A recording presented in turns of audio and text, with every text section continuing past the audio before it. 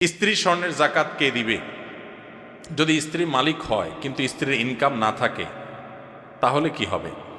স্বর্ণ বিয়েতে কিংবা বিভিন্ন উপহারের মাধ্যমে পেয়েছে, স্ত্রীর স্বর্ণ গহনার মালিক কে? আগে সেটার উত্তর দেন। বইয়ের স্বর্ণের মালিক কে? কে বলতেছে? স্বামী। চাচা আপনি আপনি চাচির সারা জীবন স্বর্ণ দিয়ে এই কাম করছেন? লা হাওলা ওয়ালা কুওয়াতা ইল্লা বিল্লাহ। এটা একটা কাজ করলেন চাচা? চাচির সব স্বর্ণ দিয়ে বলছেন মালিক আমি, মানে আপনি মালিক?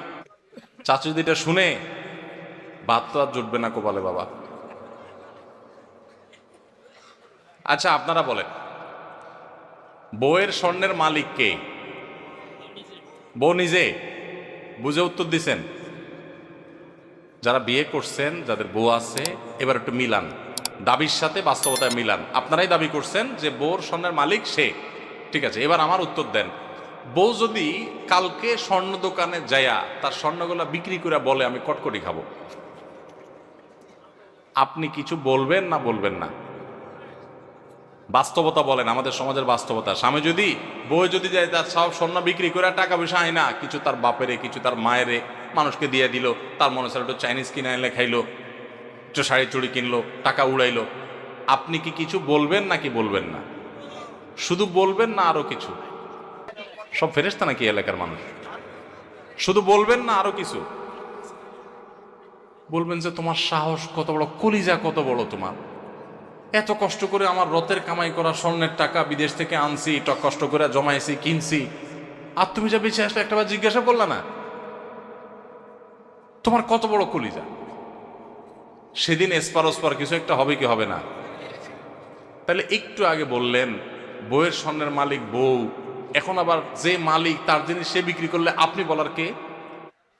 কথা কি বুঝছেন না বুঝেন নাই? আমাদের দেশে স্বামী স্ত্রীর পারস্পরিক টাকা পয়সা, স্বর্ণ গয়না, এগুলোর ক্ষেত্রে বড় ধরনের একটা ঘাপলা আছে। ঘাপলা ঘাপলা ঘাপলা বুঝেন? একটা গোজামিল আছে, গোজামিল।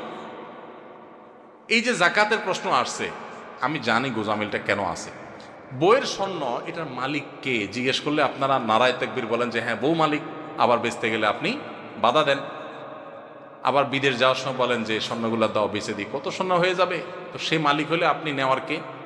আপনি তো তার কাছে দরখাস্ত লিখবেন, বরাবর ম্যানেজার অত্র বাসা, বিষয় ঋণ মঞ্জুরির আবেদন, জনাব যথাবিহিত সম্মান প্রদর্শনপূর্বক নিবেদন, এই যে আমি অধম গরিবের ছেলে, বিদেশ যাওয়ার নিয়ত করিয়াছি, আমার ভিসা টিকিট ইত্যাদির টাকা ব্যবস্থা করার ক্ষমতা নাই। মহান আল্লাহ আপনাকে যে স্বর্ণ গহনার মালিক বানিয়েছেন, অনুগ্রহ করে সেখান থেকে কিছু স্বর্ণ বিক্রি করে আমাকে ধার দেওয়ার বিনীত অনুরোধ জানাচ্ছি। আমি যথাসময়ে আপনার ঋণ পরিশোধ করিব। আমার ঋণ সুদমুক্ত ঋণ মঞ্জুর করিয়া আপনি বাধিত করবেন, বিনীত আপনার অধম স্বামী। আপনি তো এরকম দরখাস্ত লিখবেন, না লিখা তার স্বর্ণ নিয়ে বেঁচে চলে আসতেছেন।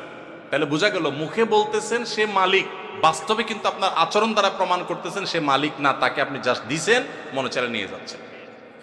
স্বামী স্ত্রীর অ্যাকাউন্ট একেবারে পরিষ্কার হতে হবে। অনেক মহিলা আছে ওই স্বামীর পকেটের টাকার ক্ষেত্রে একই কাম করে, মনে করে আরে আমরাই তো। এত সোজা না। স্বামীর পকেট থেকে টাকা নেবেন, স্বামীর পারমিশন লাগবে, এটা তার, আপনার স্বর্ণ আপনার, তার টাকা তার। আমরা এই সমস্ত কথা উঠাইলে, স্বামী স্ত্রী যদি এই সমস্ত কথা উঠায়, স্ত্রীরাও বোকা কিসিমের, তারাও বুঝতে চায় না, বলে তুমি কি আলাদা করে দিচ্ছ আমাকে? এটা কোনো কথা? এগুলো আমার স্বর্ণ, আমি যা ইচ্ছা তা করবো, ওইগুলো তোমার টাকা, তুমি যে এত এত দূর দূর করলে কি স্বামী স্ত্রী থাকা যায় নাকি একসাথে?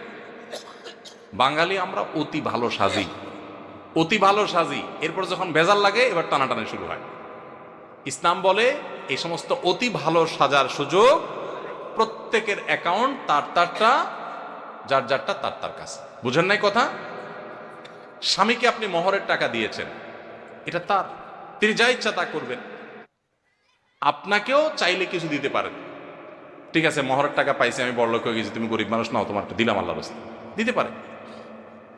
তো স্ত্রীদের স্বর্ণের জাকাত তারা দিবে যদি তারা মালিক হয়। আর যদি আপনি তারা ব্যবহার করতে দেন, অনেক বিদেশি প্রবাসী লোক আছে বিদেশ থেকে স্বর্ণ পাঠায়, বউরে দেয়। আসলে বউরে দেয় হলো ব্যবহার করার জন্য। বউরে কি দেয়? মালিক বানায় দেয় না, মালিক কিন্তু সে। মতলব খারাপ, বেঁচে ফেলবে, এই জন্য বউর কাছে দেয় শুধুমাত্র। তাহলে এক্ষেত্রে জাকাত স্বামী দিবে যদি মালিক স্ত্রীকে না বানায়। ক্লিয়ার যদি বলে দেয় এটা তোমাকে মানা দিয়েছে, তুমি মালিক। হ্যাঁ, অবশ্যই সে যদি এটাকে যত্রতত্র বিক্রি করে টাকা পয়সা নষ্ট করে, যেমনি সেমনে খরচ করে, স্বামী হিসাবে অবশ্যই তিনি তাকে পরামর্শ দিবেন। সেটা হবে হিতাকাঙ্ক্ষী সুলভ, সেটা খবরদারি সুলভ না যে তুমি এটা কাজ করলা, যেন তোরভাবে করে ফেলছো, তোমারই তো জিনিস, তোমারই কাজে লাগতো, আর একটু ভালো কাজে লাগাইতা, আরো দাম বাড়তো তখন দাম পাইতা, আমার একটু জিজ্ঞেস করতা কোথায় একটু বেশি ভালো দাম পাওয়া যায়, ইত্যাদি ইত্যাদি। হিতাকাঙ্ক্ষী সুলভ আপনি সেখানে কথা বলতে পারেন, সেটা না করে আপনি করেন কি খবরদারি সুলভ। ঠিক না বেঠিক? এগুলো করা যাবে না।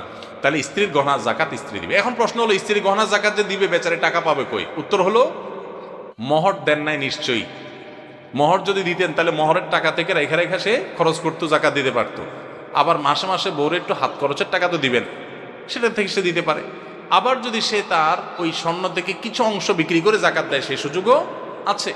আবার স্বামী যদি তার জাকাতটা দিয়ে দিতে চায়, সে সুযোগও আছে। তবে তাকে বলতে হবে যে তোমার স্বর্ণের জাকাত আমি দিয়ে দিলাম, নিয়ত করে নিবে, সে জাকাত আদায় হয়ে যাবে।